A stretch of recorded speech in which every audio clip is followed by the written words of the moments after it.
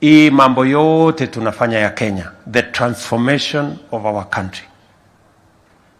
I want to promise the people of Kenya that the transformation of our country is not going to be delayed, is not going to be derailed, is not going to be sabotaged by incompetence of leaders or vested interests of people who want Kenya to be status quo, the beneficiaries of what is going on, or is not going to be damaged by corruption. We are going to be firm, we are going to be clear, we are going to be decisive.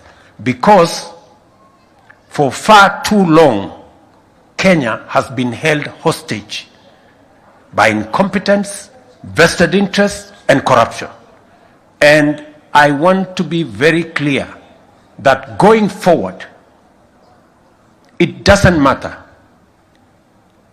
We cannot keep complaining about countries that were with us, but today they are way ahead of us.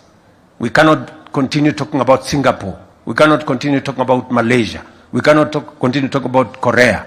Even as recently as China. China 30 years ago was maybe lower than Kenya. Today, they are lending to us. We cannot continue that trajectory. Kenya is a country with great potential. It is this moment in history that we are going to unlock the great potential that Kenya holds. And we are going to make the necessary decisions to provide the necessary leadership for Kenya to move forward. We are going to deal firmly with vested interests and impunity.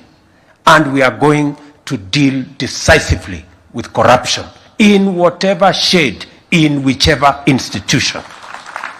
So, nobody should threaten us. Nobody should blackmail Kenya anymore. We want to move the country forward. And we are going to ensure that Kenya moves forward. We are at a place where we have to make a decision. Statistics are there to show us. When Kibaki left office, tax as a percentage of GDP was 23%. By 2022, tax as a percentage of GDP was 14%. It had come down from 23% tax as a percentage of GDP to 14% tax as a percentage of GDP. And that is why we sank into debt. Because we do not want to do what other countries did. We do not want to do what Kibaki taught us that we should do. Kibaki alituambia kulipa ushuru ni kujitegemea. Na mimi naongezea kukopa na madeni ni kujiingiza kwa utumwa. So we have to make a decision. Do we want to be independent or do we want to be slaves? Because the choice is there. Wacha nirudie. Kibaki alituambia kulipa ushuru ni kujitegemea. Na mimi naongeza kuendelea kukopa madeni ni kujiweka kwenye utumwa.